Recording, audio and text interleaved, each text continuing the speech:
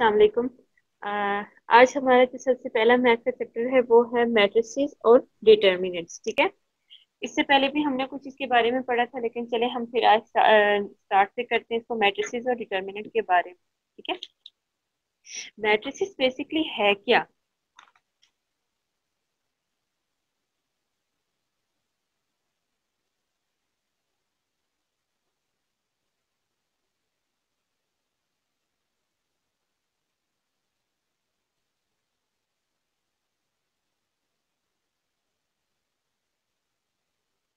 Matrices and determinants, ये हमारा chapter है।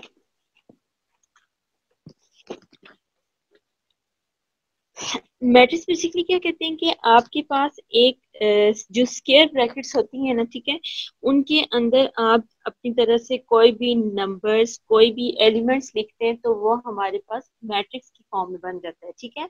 मैट्रिक्स की फॉर्म में बनता है। जैसे कि अगर हमारे पास लेट्स सपोज स्क्वायर ब्रैकेट, तो आप सबको पता ही है ना कि क्या होती है। ठीक है। ये क्या होती है? Square brackets. ठीक है। इसमें जब हम कोई भी नंबर, एलिमेंट्स या इंट्रीज को लिखते हैं रोज और कॉलम की फॉर्म में, किसकी फॉर्म में? रोज और कॉलम्स की फॉर्म में, तो वो आपके पास जो मैट्रिक्स बन जाता है। ठीक है। रोज तो आपको पता है कि आपकी नोटबुक पे भी सीधी सीधी लाइंस लगी होती है, जिन्हें हम क्या कहते हैं? रोज कहते हैं। ठीक है। ये क्या है आपके पास? रोज है। और रोज। ठीक है। और जो ऐसे होते हैं इसे हम क्या कहते हैं? कॉलम। क्या कहते हैं? कॉलम। ठीक है। अब आपके पास स्क्वायर ब्रैकेट के अंदर रोज या कॉलम की फॉर्म में नंबर लिखे जाएं, वो क्या बन जाता है? मैट्रिक्स। जैसे कि फॉर एग्जांपल हमारे पास है 2, 3, 4, 1। ठीक है। ये तो ये हमारे पास क्या है? एक मैट्रिक्स है। क्या है? मैट्रिक्स है। ठीक है। इसमें जो हमारे पास ये 2 और 3 है, ये क्या है? Row. What is this? This is row. और ये जो हमारे पास 2 और ये 4 है, ये हमारे पास क्या आ जाता है? कॉलम। क्या आ जाता है? कॉलम। इसे हम क्या कहते हैं? कॉलम। ठीक है। अच्छा, इसमें एक चीज और है कि अब इसमें हमें नंबर ऑफ रोज और नंबर ऑफ कॉलम्स भी जो होती है ना, वो भी देखनी होती है। ठीक है ना। अब जरूरी नहीं है कि हर किसी में दो ही रोज होंगे, दो ही कॉलम होंगे, ऐसा नहीं होता। ठीक है। वो रोज और कॉलम की जो है ना, वो ऑर्डर चेंज होता रहता है। ठीक है। अब इसमें जैसे कि यहाँ पे एक रो ये है, एक ये रो है, तो ये मतलब 2 रोज होगी। इसी तरह 2 वाली और ये 3 वाली, ये 2 है, तो ये हमारे पास क्या होगी? 2 कॉलम्स होगी। ठीक है। फर्स्ट स्टेप हमने मैट्रिक्स को समझा कि मैट्रिक्स क्या है, यानी कि आपके पास एक स्क्वायर ब्रैकेट है, उसके अंदर आप रोज और कॉलम की फॉर्म में इंटीजर नंबर्स को लिखते हो, ये आपके पास मैट्रिक्स बन जाता है। ठीक है। उसके बाद जो सीधी सीधी लाइनें होती हैं उसे हम कहते हैं वो रोज होते हैं, और जो डाउनवर्ड होती है उसे हम क्या कहते हैं? कॉलम कहते हैं। ठीक है। इसके बाद जो सब दूसरी चीज इसमें आती है ऑर्डर। ठीक है। यानी उसकी तरतीब क्या है, जिसे हम तरतीब कहते हैं। ऑर्डर बेसिकली हम कैसे फाइंड करते हैं किसी चीज का? कि जो हमारे पास नंबर ऑफ रोज होती हैं और जो नंबर ऑफ कॉलम्स होती हैं, ठीक है, उनको हम काउंट करके लिखते हैं, तो वो हमारे पास क्या बन जाते हैं? उसका ऑर्डर बन जाता है। ठीक है। अगर हमारे पास एग्जांपल है 2, 4, 3, 6। ठीक है। ये हमारे पास एग्जांपल है। तो हमें कहा जाता है कि आप इसका ऑर्डर फाइंड कर लें। ठीक है। तो ऑर्डर फाइंड करने के लिए जो सबसे पहली और बेसिक चीज है वो हमें ये देखनी है कि इसमें कितनी रोज है। हमेशा किससे स्टार्ट करते हैं? रोज से। ठीक है। हमें ये देखना है कि इसमें कितनी रोज है। अब एक रो ये है, एक रो ये है। ठीक है। तो हमारे पास कितनी रोज आ गई? 2। कितनी रोज आ गई? तो यहाँ पे हम साइड पे क्या लिखेंगे? छोटा जो स्केल ब्रैकेट के एंड होता है ना, बिल्कुल वहां पे लिखेंगे। यहाँ पे हम क्या लिखेंगे? 2। इसके बाद हम क्या लिखते हैं? क्रॉस। 2 क्रॉस। ठीक है। क्या लिखते हैं? क्रॉस। इसके बाद हमें ये देखना है कि इसमें कॉलम्स कितने, इसमें क्या है? कॉलम्स कितने। कॉलम्स जो ये वाले होते हैं, ये जो होते हैं, इन्हें हम क्या कहते हैं? कॉलम कहते हैं। अब 2 कॉलम है तो यहाँ पे भी क्या आ जाएगा? 2 क्रॉस 2। ठीक है।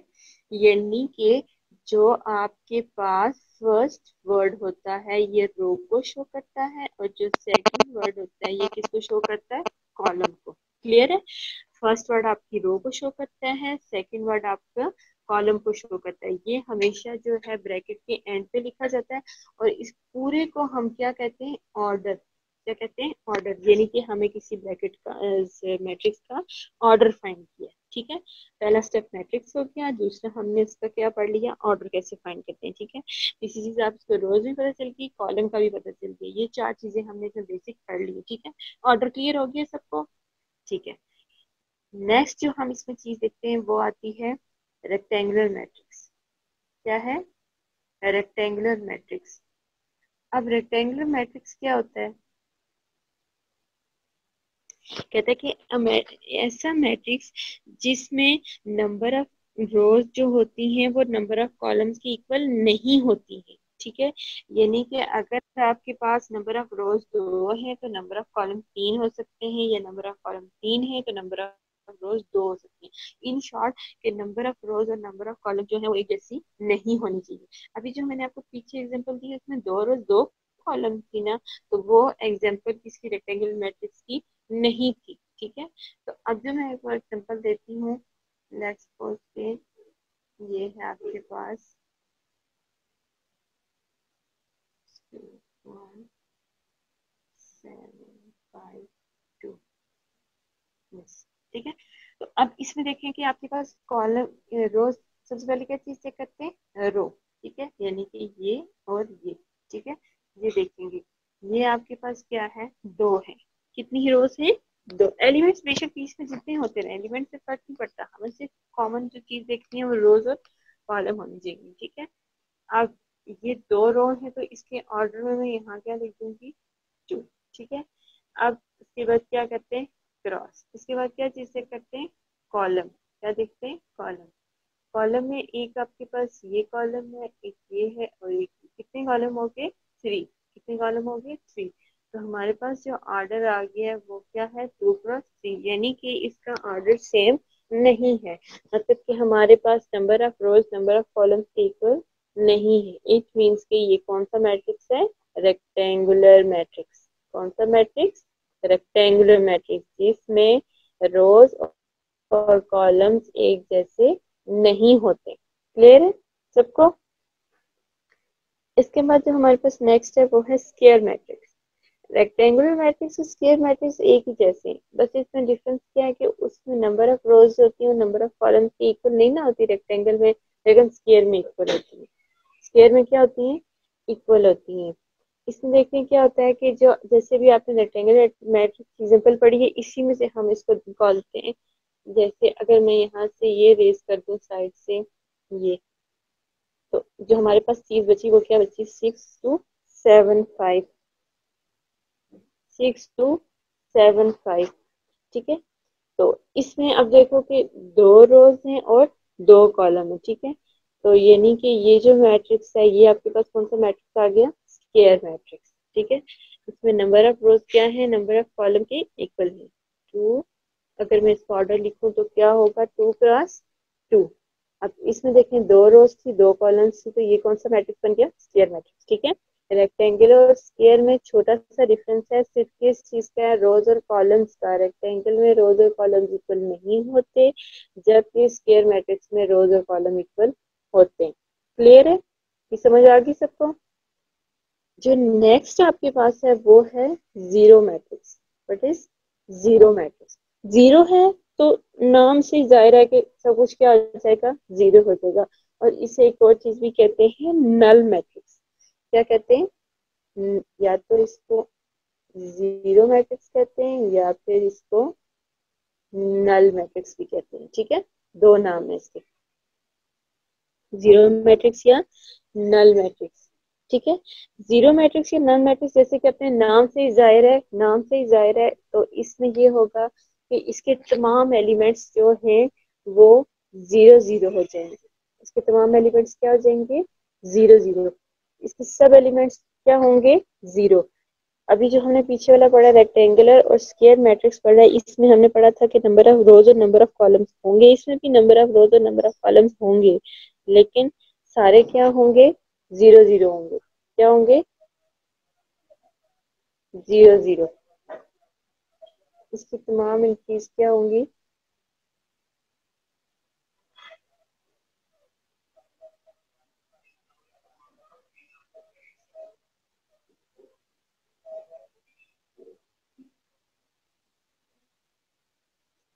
इसकी तमाम एंट्रीज क्या होंगी? 0 0। ठीक है, इस मैट्रिक्स को हम नल मैट्रिक्स भी कहेंगे, जीरो भी कहेंगे। ठीक है, इसके बाद जो हमारे पास मैट्रिक्स आता है वो है डायगोनल मैट्रिक्स। कौन सा मैट्रिक्स?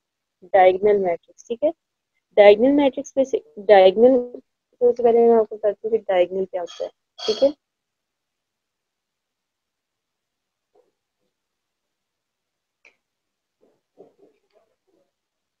डायगोनल क्या होता है?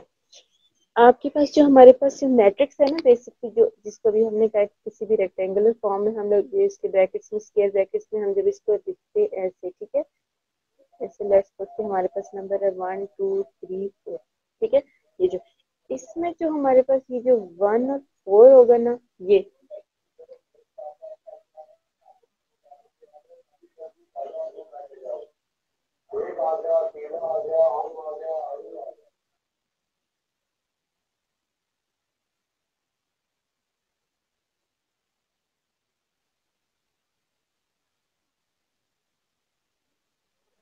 इसमें जो ये आपके पास 1 और 4 है ना, ये क्या होता है? डायगोनल। मतलब जो क्लास में आपके पास वर्ड होते हैं ना, उनको हम क्या कहते हैं? डायगोनल कहते हैं। क्या कहते हैं?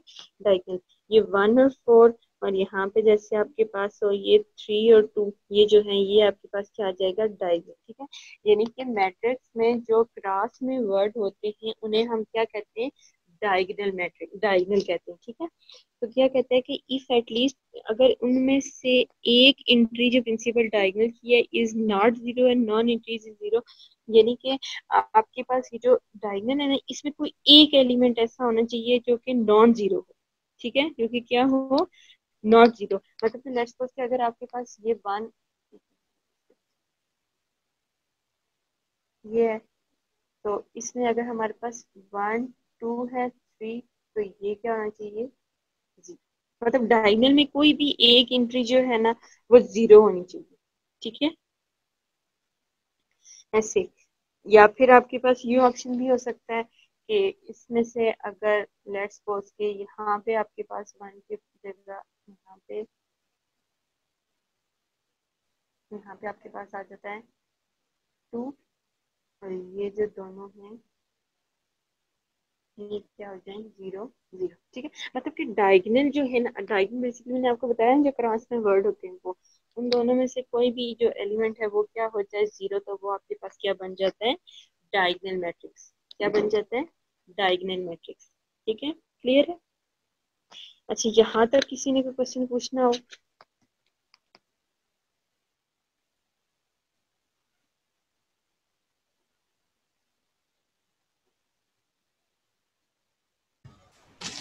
ठीक है, अच्छा, नेक्स्ट मैट्रिक्स है हमारे पास स्केलर मैट्रिक्स।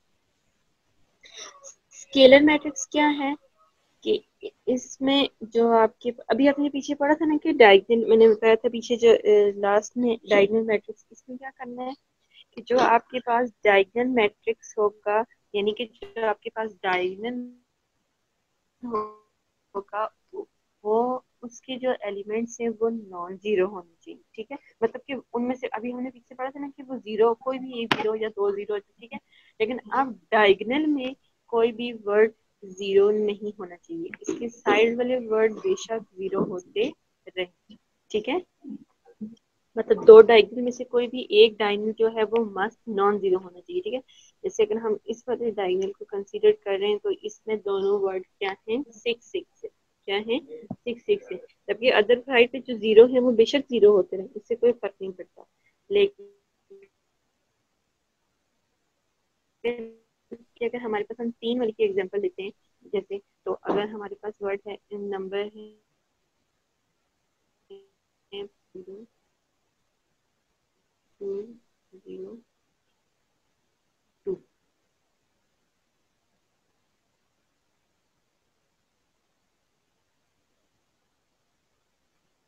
ये, ठीक है, तो अब इसमें जो हमारे पास ये डायगोनल है, ये वाला, ये नॉन जीरो है, यानी कि मतलब ये जीरो होने चाहिए, बाकी जो साइड वाले वर्ड्स हैं वो बेशक इंक्रीज जो है वो क्या होते रहे, जीरो होते रहे, ठीक है। इससे फर्क नहीं पड़ता, बस जो हमारे पास मेन डायगोनल है वो नॉन जीरो होना चाहिए, ठीक है। इसके बाद जो नेक्स्ट हमारे पास है वो है आइडेंटिटी। आइडेंटिटी का क्या मतलब है? आइडेंटिटी यानी उस अपने नाम से जाहिर है वन, किसी चीज की आइडेंटिटी, ठीक है। तो इसमें हमें ये देखना है कि जो डायगोनल मैट्रिक्स है उसके तमाम एंट्रीज क्या होनी चाहिए, वन होनी चाहिए, ठीक है। अभी जो हमने ऊपर पढ़ा था ना, उसमें जैसे टू था, थ्री था, फोर, कुछ भी हो सकता है, लेकिन आइडेंटिटी में ये चीज याद रखनी है कि वो हमेशा वन होगा, हमेशा, मतलब ये वन होगा, वन, वन, फॉर एवर, ठीक है। बाकी इसकी एंट्रीज क्या होंगी, जीरो, जीरो, है ये भी बिल्कुल उसी तरह। लेकिन मेन डिफरेंस क्या है कि जो उसके डायगोनल थे उसमें टू, थ्री, फोर, फाइव कोई भी नंबर आ सकता है, ठीक है। लेकिन आइडेंटिटी में ऐसा नहीं होता, आइडेंटिटी में हमेशा वन ही आएगा, ठीक है, हमेशा के लिए। उसके बाद है ट्रांसपोज। ट्रांसपोज क्या मतलब है ट्रांसपोज का? कि आप क्या करें, नंबर ऑफ रोज को नंबर ऑफ कॉलम्स में चेंज कर दें, ठीक है। मतलब कि आपके पास जो रो लिखी हुई है ना उसको आप कॉलम बना दें, जो कॉलम है उसको आप क्या बना दें, रो बना दें, ठीक है। जैसे अगर हमारे पास एक एग्जांपल है,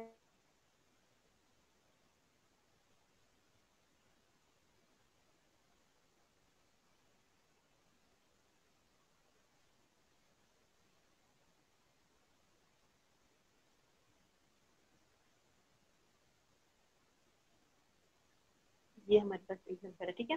तो हमें इसका क्या लेना है, ट्रांसपोज लेना है। क्या लेना है, ट्रांसपोज, ठीक है। तो सबसे पहले ट्रांसपोज लेने का तरीका ये है कि जो मैट्रिक्स जिस नाम से डिनोट किया होता है ना, जिस मैट्रिक्स को, के ऊपर हम क्या डालते हैं, छोटा सा टी, क्या डालते हैं, टी। ये टी किस चीज को डिनोट करता है, ट्रांसपोर्ट को। किसको डिनोट करता है, ट्रांसपोर्ट को, ठीक है। तो इसके लिए हम क्या करेंगे कि अभी मैंने क्या बताया कि जो रोज हैं उनको किसमें चेंज करना है, कॉलम में। किसमें चेंज करना है, यानी ये जो आपके पास ये टू फोर वाली रो है ना, इसको आप कॉलम की फॉर्म में लिखते, किसकी फॉर्म में लिखते, कॉलम की फॉर्म में। ये जो रो है इसको भी आप किसकी फॉर्म में लिखते हैं, कॉलम की फॉर्म, ठीक है। और इसके ऊपर क्या आ जाएगा, छोटा सा टी, यानी हमने इस सेट का क्या ले लिया, ट्रांसपोज, ठीक है। क्या करना कि जो टू फोर है उसको कॉलम की फॉर्म में लिखना, सिक्स एट को भी किसकी फॉर्म में लिख देना, कॉलम की फॉर्म। कॉलम का है तो स्टार्ट में क्या होता है, ठीक है। तो इनको लिखने के बाद ऊपर इसके ऊपर छोटा सा टी डाल देंगे तो इट्स मीन के ये इसका क्या हो गया, ट्रांसपोज हो गया, ठीक है। ट्रांसपोज क्या है, नंबर ऑफ रोज को नंबर ऑफ कॉलम्स में इंटरचेंज करना। क्या करना, नंबर ऑफ रोज को नंबर ऑफ कॉलम में इंटरचेंज करना। क्लियर हो गया सबको? नेक्स्ट है हमारे पास नेगेटिव ऑफ अ मैट्रिक्स। क्या है, negative of a matrix. Negative है तो मतलब कि बस अपने साइन से, अपने नाम से ही समझ आ जाएगा कि मतलब जो भी हमारे पास इंट्रीज होंगी, एलिमेंट होंगे, मेंबर्स होंगे, उनके साथ हमने क्या करना है, नेगेटिव, मतलब जिनके साथ पॉजिटिव होगा उनके साथ नेगेटिव आ जाएगा, जिनके साथ ऑलरेडी नेगेटिव है वो किसमें चले जाएंगे, पॉजिटिव में। बेसिकली हमें इस माइनस को पूरे मैट्रिक्स के साथ मल्टीप्लाई करना होता है, ठीक है। लेट्स सपोज कि हमारे पास जैसे एग्जांपल है कि अगर हमारे पास एक मैट्रिक्स है ए, ठीक है, इसमें हमारे पास इंक्रीज है सिक्स, टू, वन, ठीक है, इसके साथ माइनस है और इसके साथ माइनस है, ठीक है। जब मैं इसका नेगेटिव लूंगी तो यानी कि मुझे इस मैट्रिक्स के साथ क्या लगाना पड़ेगा, माइनस, दैट इज माइनस ए, फिर इधर भी माइनस और ये, ठीक है। बाकी हम मैट्रिक्स अंदर वाला ऐसे ही लिखेंगे, six, minus two, minus one, four, ठीक है। तो जब ये माइनस अंदर मल्टीप्लाई होगा तो क्या हो जाएगा, माइनस सिक्स, ये माइनस और ये माइनस क्या हो जाएगा, प्लस, तो हमारे पास खाली क्या बच गया, टू। ये माइनस और ये माइनस क्या हो गया, प्लस, तो हमारे पास क्या बच गया, वन। के साथ नहीं है, इसके साथ जिसका कोई साइन होता है प्लस होता है तो माइनस प्लस क्या हो गया, माइनस, दैट इज फोर। ये आपके पास क्या हो गया, नेगेटिव ऑफ अ मैट्रिक्स। क्या हो गया, नेगेटिव ऑफ अ मैट्रिक्स, ठीक है। इसके बाद जो आपके पास है वो है क्लियर है नेगेटिव मैट्रिक्स। सिंपल क्या करना है कि आपने जो मैट्रिक्स लिखा हुआ है उस पूरे को नेगेटिव साइन के साथ मल्टीप्लाई करना है। किसके साथ मल्टीप्लाई करना है? नेगेटिव साइन के साथ। तो जो अंदर वाली एलिमेंट्स हैं अगर वो नेगेटिव होंगे तो पॉजिटिव हो जाएंगे, अगर पॉजिटिव होंगे तो वो नेगेटिव हो जाएंगे। ठीक है, ये होता है नेगेटिव ऑफ अ मैट्रिक्स। इसके बाद जो हमारे पास आता है वो है सिमेट्रिक या स्क्यू सिमेट्रिक। इसमें क्या होता है कि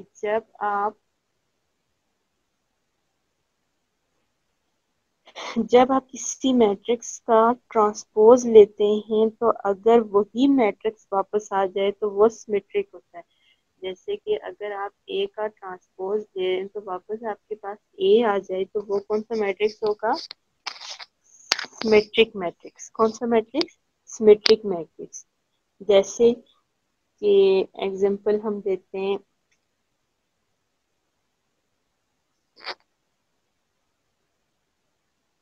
हमारे पास एग्जांपल है 0 4 4 5 5।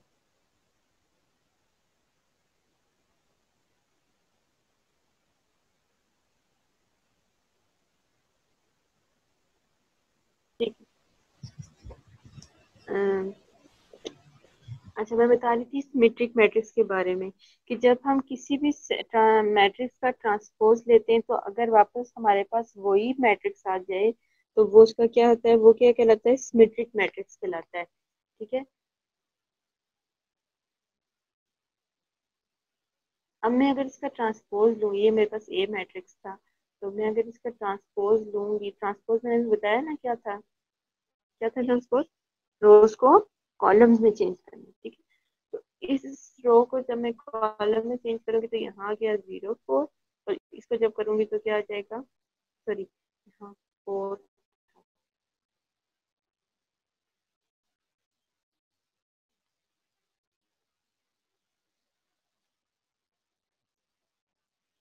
4 और यहाँ क्या आ जाएगा? 5। ठीक है, देखें, इधर भी 0 4, इधर 4 5, इधर भी